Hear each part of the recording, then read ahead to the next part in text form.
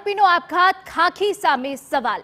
દુષ્કર્મ એટ્રોસિટી જેવા અનેક ગુનામાં સંડોવાયેલ આરોપીએ જ્યારે પોલીસે સામે જ આપઘાત કરી લીધો છે ત્યારે અનેક સવાલ ઊભા થઈ રહ્યા છે।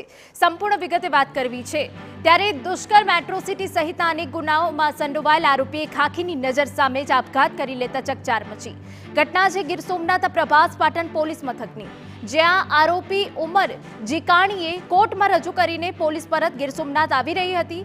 તે દરમિયાન કુદરતી હાજતે જવાનું કહેતા પોલીસે કેશોદ હાઈવે પરની હોટલમાં આરોપીને લઈ ગઈ, જ્યાં બાથરૂમમાં પડેલી એસિડની બોટલમાંથી એસિડ ગટગટાવીને આરોપીએ આપઘાત કરી લીધો।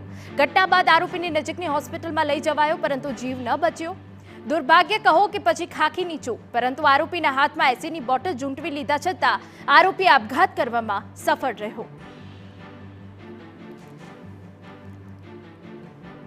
જ્યારે એને કુદરતી હાજત માટે એને કહેતા એને જ્યારે ત્યાં લઈ ગયા ત્યારે એની અંદર ત્યાં એણે દરવાજો ખુલ્લો રાખ્યો અને દરવાજો ખુલ્લો રાખીને પોલીસ ત્યાં બહાર જ ઊભી હતી।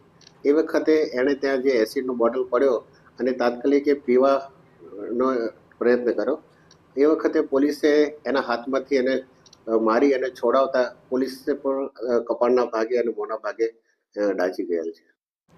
પોલીસે અત્યાર સુધીની તપાસમાં ખુલાસો થયો છે કે આપઘાત કરનાર આરોપી ગુનાહિત ઇતિહાસ ધરાવતો હતો। આરોપી ઉમર જીકાણીની કરમકુંડળી પર નજર કરીએ તો જૂનાગઢના અલગ અલગ પોલીસ સ્ટેશનમાં કુલ 8 ગુના નોંધાયેલા છે, જ્યારે ગીર સોમનાથના પોલીસ મથકોમાં 5 ગુના નોંધાયેલા છે।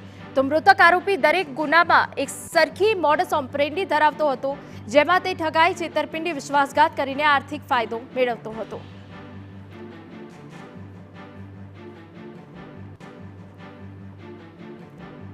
એના વિરુદ્ધમાં જૂનાગઢ જિલ્લાના જુદા જુદા પોલીસ સ્ટેશનમાં કુલ 8 ગુના અને ગીર સોમનાથ જિલ્લામાં અલગ પોલીસ સ્ટેશનમાં કુલ 5 ગુના, એમ કુલ 13 ગુના નોંધાયેલા છે।